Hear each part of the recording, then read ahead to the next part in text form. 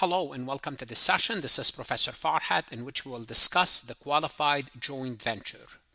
When do we have to worry or discuss or know about this venture? Well, when we have a married couple, they run a business and that business is not incorporated. It's unincorporated small business. Here's what's going to happen. As far as the IRS are concerned, the default setting for this business is a partnership. Now, this is true whether those two couples sat together and sign a formal partnership or not. It doesn't matter. And what does it mean, a partnership? A partnership means you have to file Form 1065. And filing a partnership return 1065 can be complex and time consuming. So to simplify things for married couple, because they operate and they own this business together, to simplify things, the IRS allows couple to elect to be treated as qualified joint venture. Now, so what's the benefit for qualified joint venture then? Well, the first thing we already told you, you don't have to file 1065. You avoid filing a partnership return. That's really good. That's easy. So if you don't file a 1065, what do you have to file? You have to file Schedule C. How many Schedule Cs do you have to file? You have to file 2 Schedule Cs. And if you find Schedule C for each individual, you have to file Schedule SE, self-employment tax. How many of those? Again, 2 of those as well. So, Social Security credit, both spouses get credit for their self-employment earning, because how many SE schedules we are going to file? 2. All business income, gains, losses, deduction, and credit are split between the spouses based on the respective ownership interest in the business through Schedule C. So rather than filing Schedule Form 1065 and having K1s, you would file 2 Schedule Cs. And the reason for all of this is to simplify the process. When do we have to do this? When we have married couple running a business and that business is not unincorporated.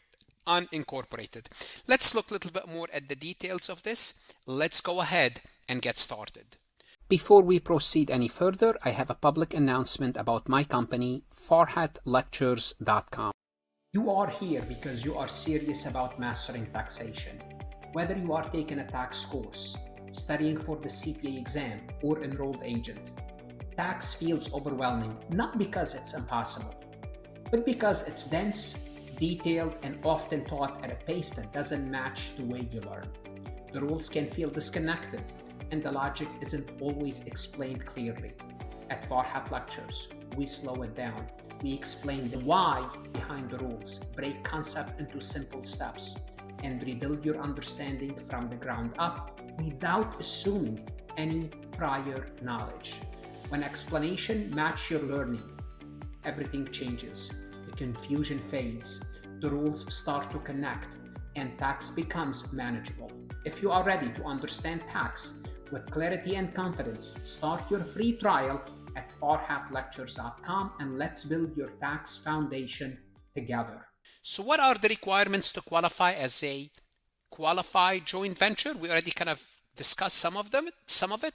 We have to have married couple, and it's not only married couple, they must married filing jointly. They have to have a joint tax return. And the MCQ, if they mention married filing separately, that's it. The qualified joint venture is out. They must be only members of the jointly owned and operated business. You cannot have spousal, a couple, husband and wife, and a kid. You can't have that. They must be the only member of the jointly owned and operated business. So they cannot add brother, sister, son, daughter. That's the only 2. Listen to me carefully. Both spouse must materially participate in the business. So it's not only they only own the business, they must participate in the business. So they're the 2 only owners, they must file a joint return, and they must participate in the business. And what would happen as a result?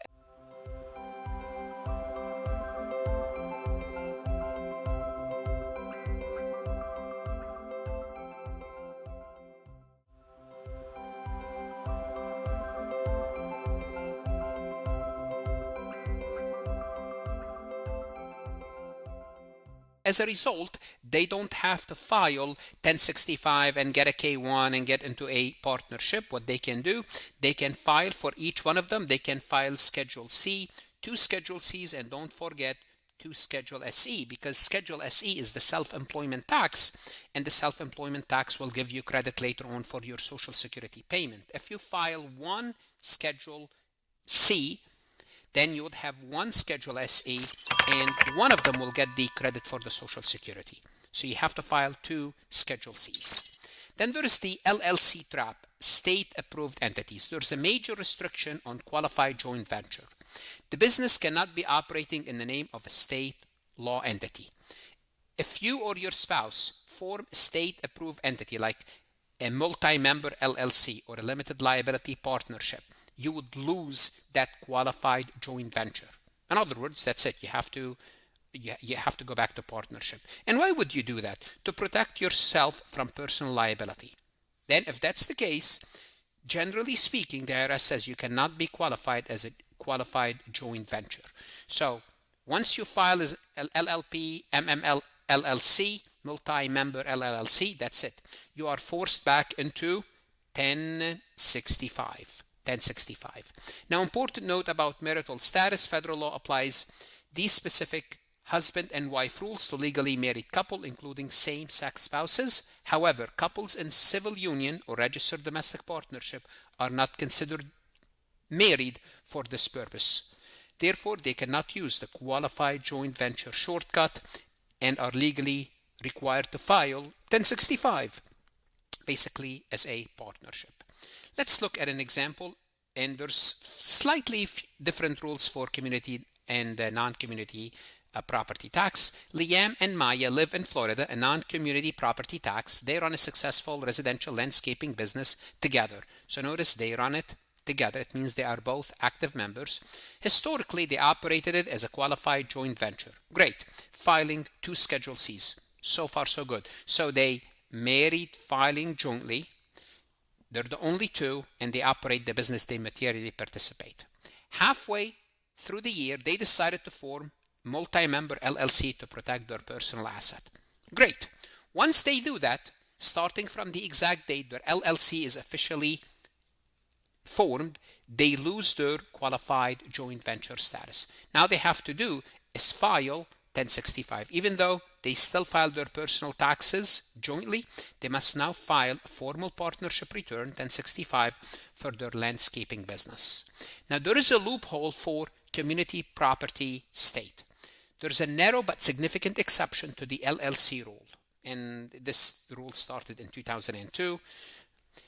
It applies strictly to couples in community property state like California, Texas, Arizona, Nevada, I believe Wisconsin as well. Under this rule, a spousal multi-member LLC in a community property state can be treated as a disregarded entity, allowing each spouse to file Schedule C. So if you are in those community property state and you are MMLLC, you could still elect to do Schedule C instead of 1065. Okay, and this is not a qualified joint venture election. The QVC always require both spouses to participate. So if one of them doesn't participate, this is not for material participation. This is just an election. This is just an election under the community property state. The practical result is basically the same, because in the community property state, they would be able to file 2 Schedule Cs, but the legal basis is different. It's disregarded entity treatment, not qualified joint venture election. Let's take a look at this example. We have Carlos and Elena are married, always file jointly, and live in California, a community property state.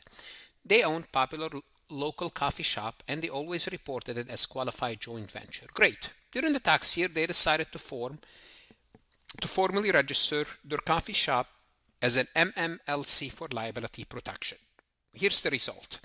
Because California is a community property state, Carlos and Elena are permitted to continue bypassing the partnership return and each file a separate Schedule C under the community property disregarded entity rules. So they could still file Schedule C, but not under the qualified joint venture, under the property disregarded entity. So the end product is the same, two Schedule Cs. Let's take a look at this multiple choice question from farhatlectures.com. David and Sarah are married couple and file a joint return. They co-own a retail boutique and share the profit and losses equally. So they both own the place. David manages the store full-time while Sarah works as an engineer elsewhere and does not participate in the boutique daily operation or decision making. Their business is not registered as an LLC. So they're not registered formally under a state. They would like to make a qualified joint venture election to simplify their tax filing. Based on these facts, how would their business be classified for IRS purposes? Okay, let's look at what we have here. Let's take out the easy ones. Can it be sole proprietorship? No, we are told they co-own, therefore sole proprietorship, because they're both co-owned, it's not sole proprietorship. One of them participate, therefore it's not a passive activity venture because one of them participates. So we're between two, a qualified joint venture or as a partnership. Now what they want to do, they would like to have qualified joint venture. Can they qualify under a qualified joint venture? Do they meet the requirement? And the answer is no. Why not? Because one of them don't materially participate. If we go back to the requirement for the qualified joint venture, and one of the requirements I mentioned, both spouses must materially participate. Remember, one of the spouses is an engineer and don't participate in the business. Notice here, Sarah works as engineer and does not participate. Therefore, the qualified joint venture is out. What's left is a partnership. It means they have to file a 1065. Each one of them will get a K1 and life is good. Now, what should you do? If you're using Farhat Lectures, you can ask AI to explain the topic for you, explain the correct and incorrect answer in depth, or create a similar MCQ to help you practice this concept again. The best investment you can make is invest in yourself. Whether you are an EA, tax accountant, CPA, no one can take that away from you. Don't shortchange yourself. Go to Farhat Lectures, and God bless.